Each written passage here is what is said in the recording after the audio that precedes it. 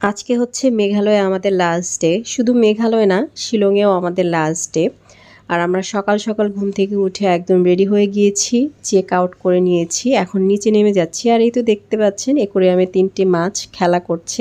তারাও চাচ্ছে আমার সাথে যেতে, ঘুরতে যাবে, তারাও বাইরে যাবে। এই বন্দি জীবন আর তাদের ভালো লাগে না, কিন্তু কষ্টের বিষয় আমি নিয়ে যেতে পারছি না। সরি মাছ। আসসালামু আলাইকুম এভরিওয়ান, কেমন আছেন সবাই? আলহামদুলিল্লাহ আমি ভালো আছি।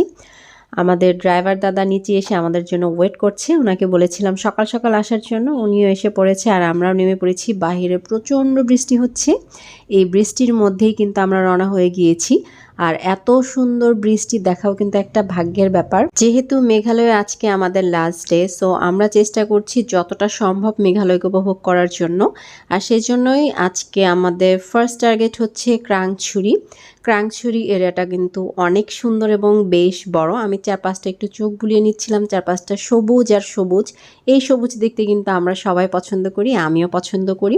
তো আমি কিন্তু অলরেডি রওনা হয়ে গিয়েছি ক্রাংছড়ি ওয়াটারফলস দেখার জন্য। একটা নির্দিষ্ট পয়েন্টে এসেই কিন্তু গাড়ি আপনাকে নামিয়ে দিবে।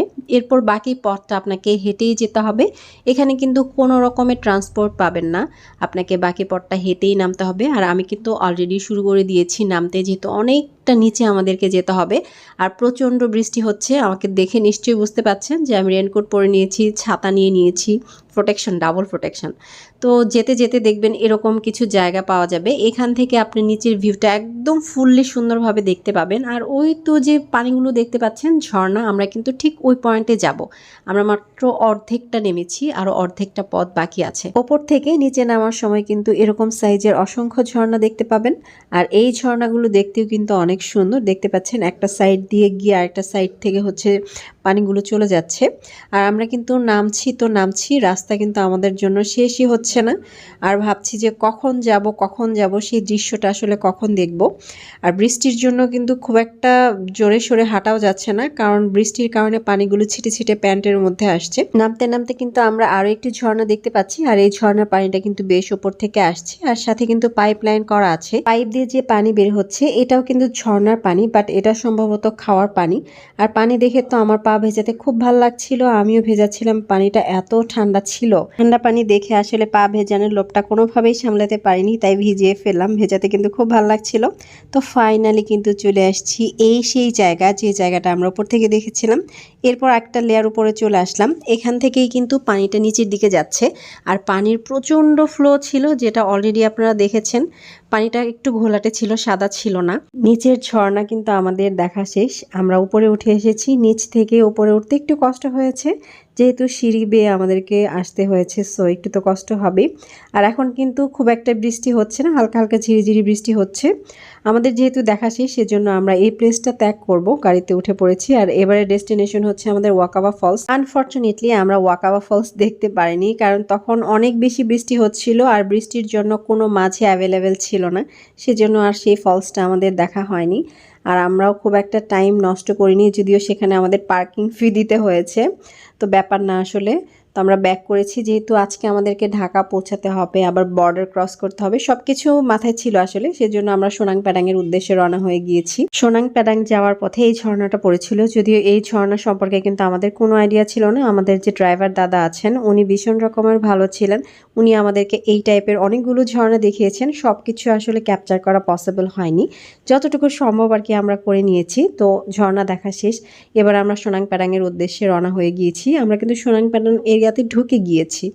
তো এখন হচ্ছে মেইন স্পট পর্যন্ত যাওয়ার পালা। আর এর মাঝখানে কিন্তু আমাদেরকে এন্ট্রি ফি দিতে হচ্ছে। এই তো আমি কিন্তু টিকিট নিয়ে নিয়েছি, এখন হচ্ছে ওনাকে রুপি দেওয়ার পালা। আমি এখানে 50 রুপি ওনাকে পে করব, শুধুমাত্র এন্ট্রি ফি। স্পটে যাওয়ার পর কিন্তু আমাদেরকে পার্কিং ফিও দিতে হয়েছে। তো সেটা আর আমার এখন দেখানো সম্ভব হচ্ছে না, তাই আর দেখালাম না। অবশ্যই একটু পরে আপনারা দেখতে পাবেন। এবার আমরা চলে এসেছি এই সেই জায়গা, যেটাকে দেখে আমার একদমই রাঙামাটি সেই ঝুলন্ত ব্রিজের মতো লেগেছে। পার্থক্য এটা একটু ছোট এবং আমাদের যে রাঙামাটি ব্রিজ ছিল মানে আছে যেটা সেটা একটু বড়। তবে দেখতে কিন্তু দুটোই সুন্দর, এটাও সুন্দর এবং ওটাও সুন্দর। ফার্স্টে আমি ভয় পাচ্ছিলাম যখন ব্রিজে উঠেছিলাম, মনে হচ্ছিল এই বুঝি পড়ে গেলাম, বাট না, একটু পরে ঠিক হয়ে গিয়েছে। এটা আসলে আমার একটা মনের ভুল ছিল যে পড়ে যাওয়ার পসিবিলিটি থাকতে পারে, বাট না। এবার হচ্ছে আমরা ঠিক এপাশ থেকে ওপাশ পর্যন্ত যাব, মানে ব্রিজের একদম শেষ পর্যন্ত যাব, ওপাশে দেখবো যে ওপাশে কি আছে। এই যে নিচে পানি দেখতে পাচ্ছেন, এই পানি কিন্তু এখন পরিষ্কার দেখাবে না, যেহেতু বর্ষা বৃষ্টি হচ্ছে, এখন পানি একটু ঘোলাটেই থাকবে।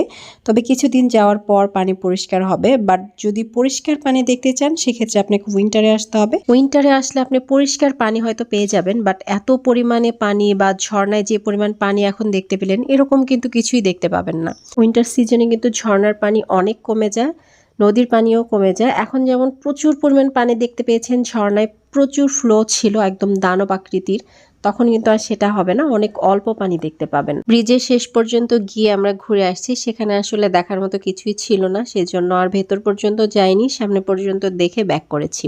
এবার চলে আসছি এই পাশটায়। এই পাশে সিঁড়ি দিয়ে আমি নামছি, সিঁড়ি দিয়ে নামতে আসলে একটু প্রবলেমই হয়, একটু করে নামছি আবার দাঁড়াচ্ছি আবার নামছি। সিঁড়ি থেকে নেমে আমি দৌড়াতে শুরু করেছি। দৌড়াতে আসলে ভালোই লাগছিল, এত সুন্দর পরিবেশ, এত সুন্দর এরিয়া। আরেকটা দারুণ ইনফরমেশন আপনাদেরকে দিচ্ছি, সেটা হচ্ছে আপনারা যদি চান সোনাং প্যাডাং এরিয়াতে কিন্তু নাইট স্টে করতে পারেন। এখানে রেন্টে অনেক তাঁবু পাওয়া যায়। যারা সিঙ্গেল আছেন, ফ্রেন্ডরা মিলে ঘুরতে এসছেন, তারা কিন্তু চাইলে এই টেন্টে এখানে থাকতে পারেন। তাদের জন্য কিন্তু বিষয়টা বেশ ইন্টারেস্টিং হতে পারে, বাট যারা কাপল হয়ে এসছেন তারা এই তাঁবুতে না থাকাটাই বেটার আমার যতদূর মনে হয়। আশেপাশে হোটেল পেয়ে যাবেন, আপনারা হোটেলে স্টে করতে পারেন। আর সোনাং প্যাডাং এরিয়াটা অনেক সুন্দর, অনেক ভালো। আমার মনে হয় যারা আসবেন তারা বেশ এনজয় করবেন। এখানে অনেক রকম বোট আছে, আপনারা চাইলে বোটিং করতে পারেন। তো আমি হচ্ছে একটু ঘুরে ঘুরে দেখা ট্রাই করছিলাম, যেহেতু আমার হাতে অনেকটাই টাইম আছে। সোনাং প্যাডাং থেকে ডাউকির দূরত্ব খুব একটা বেশি না, তো আমাদের যেহেতু যেতে খুব একটা বেশি টাইম লাগবে না, তাই আমরা চেষ্টা করছি এখানে অনেকটা সময় কাটাতে। নামতে নামতে আমি কিন্তু একদম নিচের দিকেই চলে যাচ্ছি। নিচের দিকে মানে হচ্ছে পানির কাছে যাচ্ছি। পানি আছে আর সেই পানিতে পা ভেজাবো না, এটা তো হতেই পারে না। পানি দেখলেই পা ভেজাতে ইচ্ছে করে। আর এখানে এত সুন্দর সুন্দর বোট, বিভিন্ন কালারের বোট দেখে আমার বোটগুলো একদম কাছ থেকে দেখতে ইচ্ছে করছিল, সেটাও একটা রিজন নামার জন্য।